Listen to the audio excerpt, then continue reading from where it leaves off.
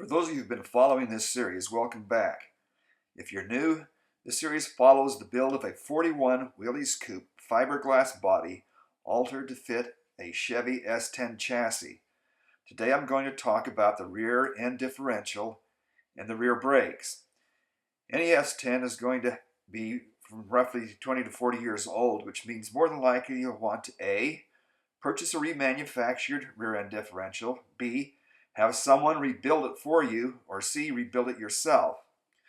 There are several good YouTube videos showing you how to rebuild an S10 differential, so I'm not going to go into a whole lot of detail on the how-tos. I highly recommend you watch them. What I aim to achieve in this video is to provide enough information to help you decide which option is best for you. In this episode, we're going to talk about the rear differential. Not all S10s have the same differential. This one is called the 10-bolt 8.5 inch. 10 because there's 10 bolts that hold the plate on the back of the pumpkin. And then inside the pumpkin you have what's called a ring gear, and this one's got an 8.5 inch diameter ring gear. Now obviously I've already cleaned up and painted my rear differential, but when you first start this project, take a good look at it. If you've got a lot of oil that's leaking around here, dripping down, you've got, this happens. You're going to face, you're looking at a 20 to 40 year old truck or differential you're starting with, and chances are your seals and gaskets aren't in the best shape, nor your bearings, nor your internal parts. So if you've got leaking around your pumpkin, and if you've got leaking on the ends of your axles or on the yoke side, on the other side, you've got some issues. And if you, when you accelerate and decelerate, if you have sort of a clunky noise or you hear some whining, you definitely got a worn out rear differential. And this is very common in an older vehicle. What's nice is that the differential housing doesn't wear out. It's just the internal parts. So you can rebuild it or buy a remanufactured one. I looked into the prices. It's about the same to have it professionally rebuilt or to buy one that's remanufactured. That shouldn't be too much of a surprise to you, but for a whole lot less, you can buy the parts to rebuild it yourself. The YouTube videos, watch a bunch of those and make a decision. I decided to go ahead and do it myself, and I'm going to share some tips with you on how to do that. This is a cutaway sketch showing the internals of a rear differential very similar to that of an S10. I added a few items not included which are very important, namely the shims, which are found on the left-right side of the carrier assembly. To know why shims are used, you have to understand the manufacturing process. Auto manufacturers have long since figured out that having several sources to manufacture parts results in lower costs and lower supply line risk. What this means is that more than one foundry is casting the rear differential housing, and each will produce slightly different results. After casting, the differentials are machined at certain places that come in contact with dimensional critical components, such as bearings. Even though each shop is supposed to be working from the same set of plans, sometimes they ship units that are slightly out of spec in order to meet quotas. Meanwhile, the gears are being manufactured by gear specialists, and other shops are machining and assembling the carrier and other parts. Those of you who have any engineering or machine shop experience understands the term of tolerance stacking. What that means is when you have all the parts come together at the end, they just might not fit.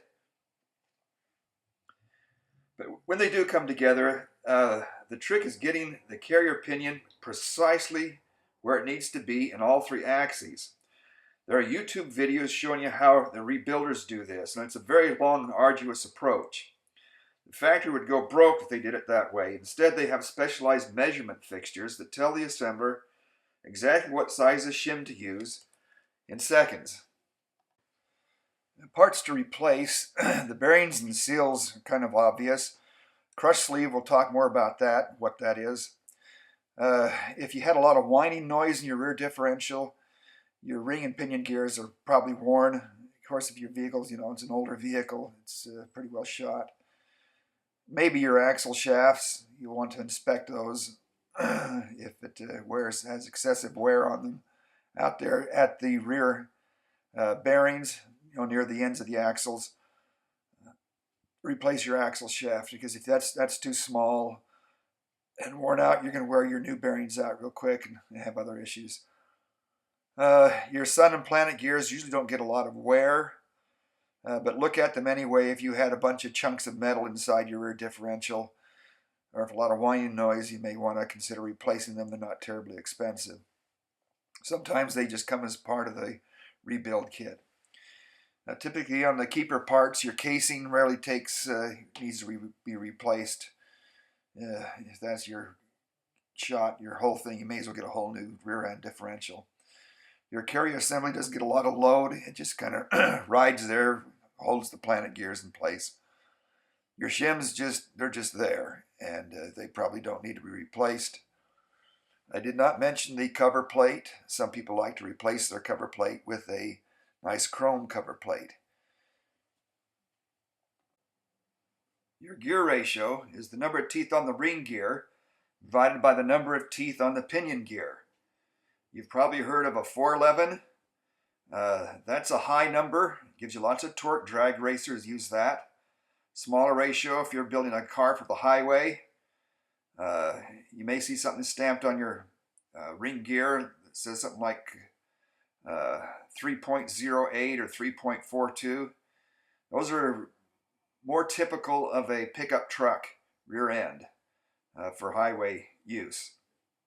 Record this number. Put in a log book. I have a notebook I keep on my project. I call it my project book.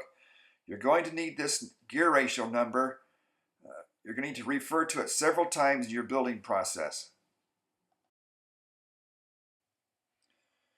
When you purchase a new ring gear and pinion, differential pinion gear and shaft, they come as an assembly, and the differential pinion gear and the pinion shaft comes as a single unit. Now, in between the two bearings, those pinion bearings, is something called the crush sleeve. Let's talk about that. Between the rear bearings, the front and rear bearings of the pinion assembly, have what's called a crush sleeve or a spacer. Some mechanics prefer to use the crush sleeve. Some like to use the spacer. I'm going to talk about that a little bit later, but the important point here is that dimension, or the length of that crush sleeve or spacer, is critical, because your front and rear bearing races, you'll notice that yellow area, that's sort of a toroidal shape. As you accelerate, you put a lot of load on the forward race. As you decelerate, you put on the rear race. And that's why that dimension has to be so critical with that crush sleeve or spacer in the middle.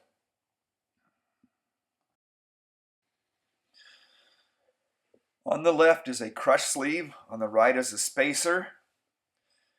You're probably asking yourself which one's the better way to go. Well, that really depends on a number of issues.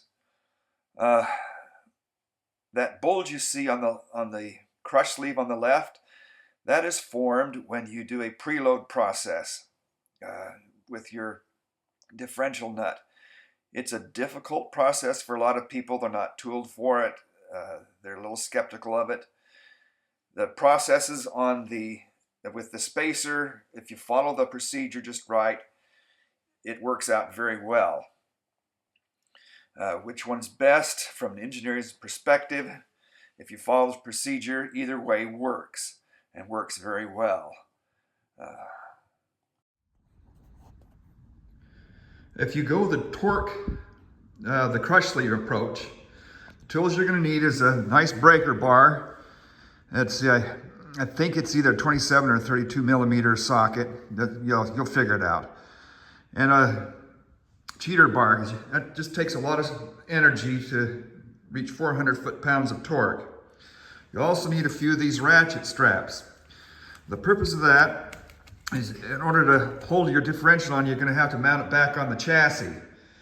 And that much torque, it's going to spin the wheels. So I use that, and I hook them around the spokes of here, and then tie it off with the chassis. And that keeps the wheels from spinning.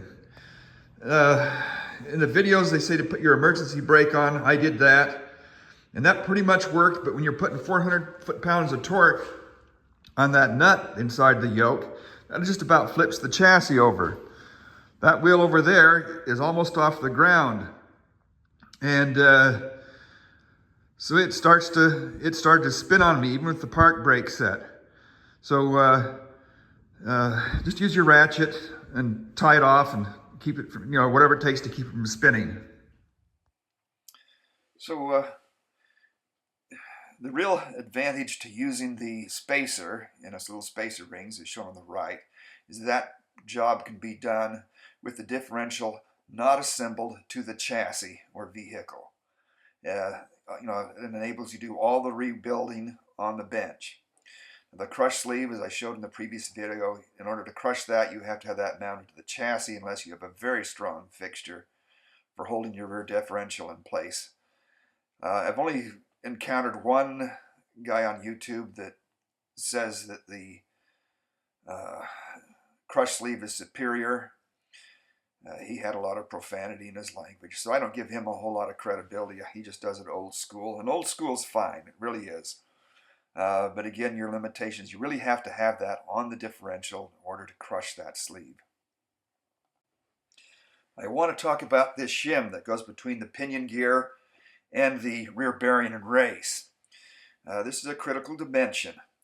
If you purchase your new ring and pinion gear set from a reputable firm, you can reuse the same shim or replace the shim of the same size as your original differential, and you'll be in good shape. This rear bearing race and the pinion shaft have a very strong interference fit. To know how thick your shim is, you're going to have to pull that off, and the tools that these gear pullers you can rent at AutoZone, those won't do the job. It requires a special tool. Now, I didn't have that special tool, and I wasn't going to pay $200 for it, so I got my side cutter out, and since I was throwing the bearing away anyway, I went ahead and just sawed it off.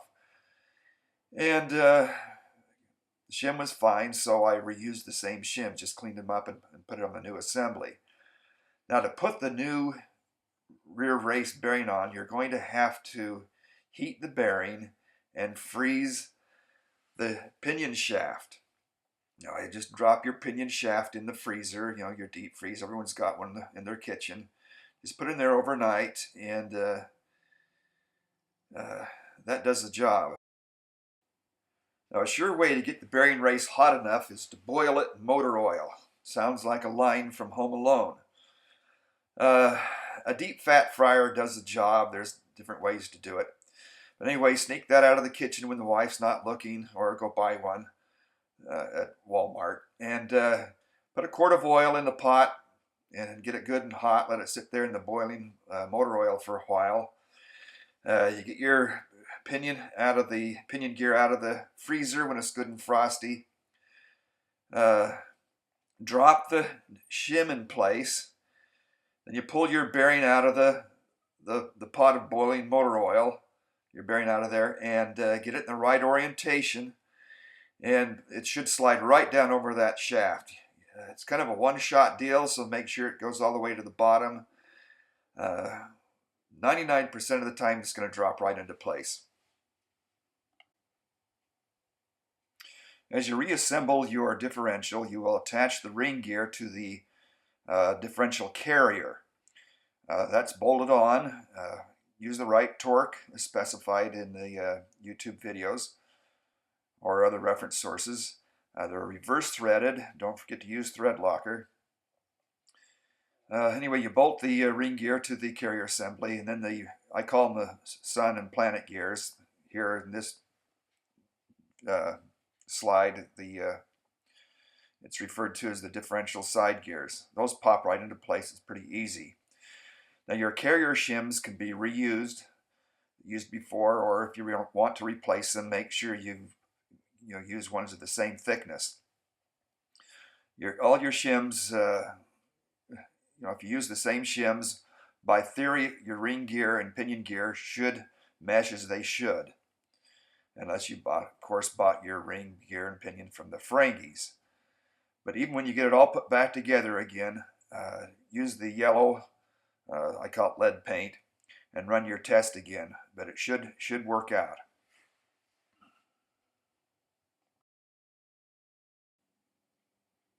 Before you reassemble your differential and put it on the chassis, you need to ask yourself a question. Do I want to keep these drum brakes, rebuild them, clean them up? Or do I want to get a disc brake conversion kit?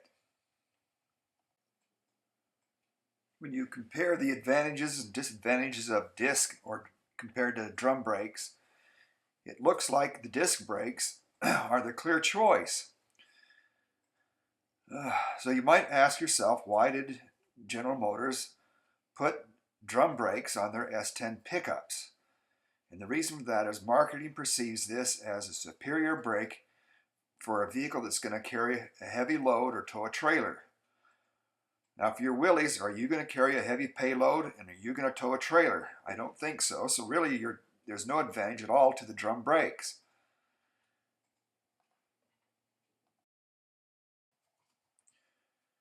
There's a lot of S10 disc brake conversion kits on the market. A lot of them are for show or race. We're just cruising around. I went with this shop here. It's called the Little Manufacturing Shop. They're in Tennessee. I'll leave a link on my down below. But the parts they use, the calipers and the discs, are the same used on GM's passenger cars, the F series, F platform. What's unique is the bracket. It will bolt onto the flange of the differential housing with 3 bolts, 3 or 4 bolts. And then you just put everything together. It's actually quite simple. Installing an aftermarket conversion kit, disc brake conversion kit, is really quite simple. You first remove the drum, part 1. Just bang on it with a hammer. It should loosen right up and pull off. Then you remove the axle shaft, part number 3. Now there's a little C-clip up inside the pumpkin, the differential. You'll see some YouTube videos. I'll show you where that is and how to pull it out. It's real simple. Then you pull out your axle shaft and inspect it where the bearings are, where the rear bearings are. If your tolerance on this is about 0.03 of an inch, but what you're looking for is grooves in the axle shaft. If it's a groove, that means there's been some grit and contamination that's kind of chewed everything up. If that's the case, then replace your axle shaft. But usually your axle shaft isn't worn out. It'll be a little bit shiny under the bearings and kind of dark with carbon. It carburizes a bit on the rest of the shaft. That's just oil soaking into the system, but it's nothing to worry about. But just look for grooves there. If it's got grooves, replace it. Then part number 2 has 4 bolts that hook to the flange on which mounts to the, you can see it there at the end of the axle housing, part 6. You pull that off, you'll be disconnecting some brake lines. And then you there's a little tool you can rent at AutoZone or O'Reilly's that pulls out the bearing and the seal. And you'll want new bearings and seals. You're working on it. While we're there, let's replace the parts that do wear. Your new disc brake bracket mounts on the flange at the end of the axle shaft, part 7. Your calipers mount to that bracket, and then it's just like a regular brake job. You put the drum in, put the pads on, you'll connect the brake lines, put your wheel on, and you're done. It's really important to put your wheel on. you don't need to tighten, torque down the lug nuts, but put your wheels back on, because that way you don't damage your rotors, your new brake system, as you transport your differential around your garage. This is the little manufacturing shop conversion kit. It consists of this bracket here that bolts on. You can see two of the bolts at least, somewhat. It bolts right onto your differential housing, and it comes with a brake line. Mounts from here at the bottom, has the rubber hose that goes up to the top and connects to the bracket. This is your brake line coming in. And I bought the unit with the emergency brake accessory. It's really easy to install. This is the original S10 emergency brake or park brake, whatever you want to call it, cable assembly. It's a bit long. Out here on the end, I didn't cut, that's because we moved the axle forward 6 inches. And I will trim this off at the end after I've got the body on and the park brake installed inside the car. For now, it's just got the stop here with an Allen screw in it. And I'm very pleased with this system. It was easy to install. I believe it's, the manufacturer didn't come right out and say it was F-series components, but it looks like F platform, I should call it, not F-series. F platform GM rotors and calipers. That's what they look like, and they may be. But anyway, it's an easy to install system. I'm pleased. I'm sure you'll be pleased too. Okay, friends, that pretty much wraps up rear differentials. I hope I gave you enough information that helps you make a decision as to whether you want to go the remanufactured route or do it in-house yourself. It can be done in-house without special tooling if you follow the right processes and procedures. My next video will be covering the installation of the suspension system. I've got some good tips on that, so stay tuned.